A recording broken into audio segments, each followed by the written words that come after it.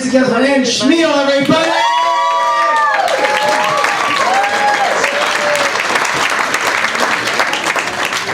I'm glad everyone's really amped up. My style of comedy, if I had to describe it, I would say it's like a Barry White song at a rave. So get ready to get down.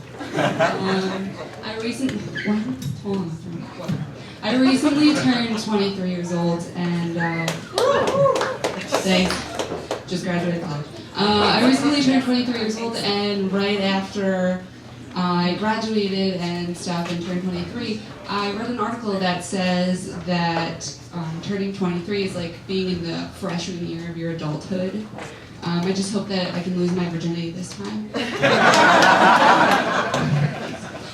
I feel like before I hang out with someone, I have to read them their Miranda rights, because anything they say can and will be used against them. For example, this one time, my friend came to see me in a show, and I did a joke about her, and I called her a cunt because she did something really shitty. And she wasn't cool with it. She was upset, and I was like, I'm sorry. And then I took it out of my show, but honestly, I think that just makes her a little bit more of a cunt.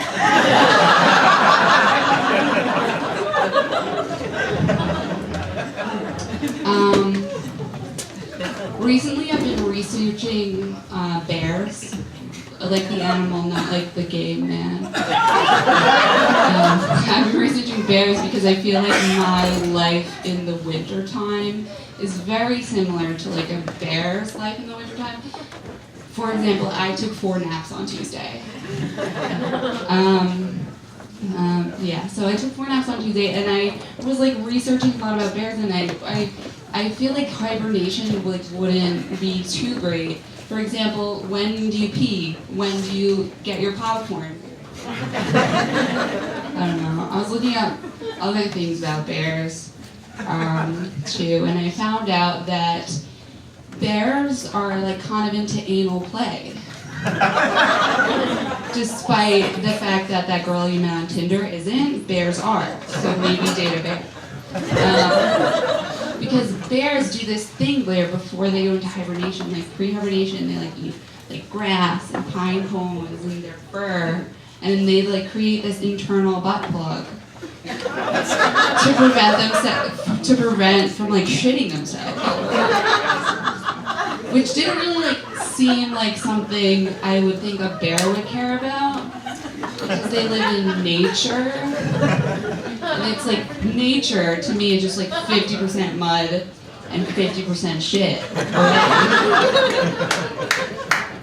But I do think this fact does give whole new meaning to the Charmin toilet paper commercial.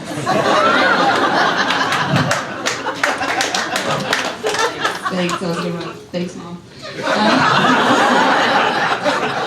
The one that's laughing is my mother, so. I suddenly decided that I wasn't going to friend anyone on Facebook who's over the age of 35. Because, no, there's no reaction. Okay, that's fine. People usually react.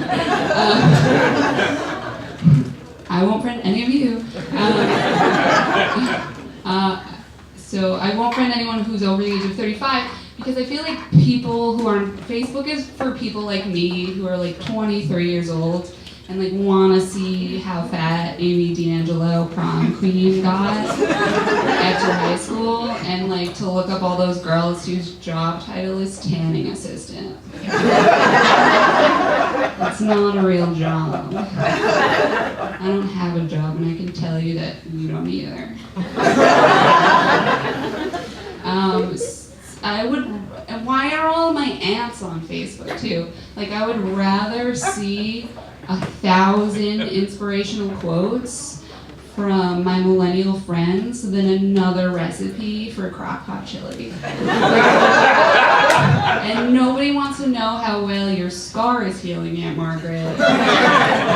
Nor do they want to see your profile picture of you looking dead on into the camera at Uncle Dave's 60th birthday party.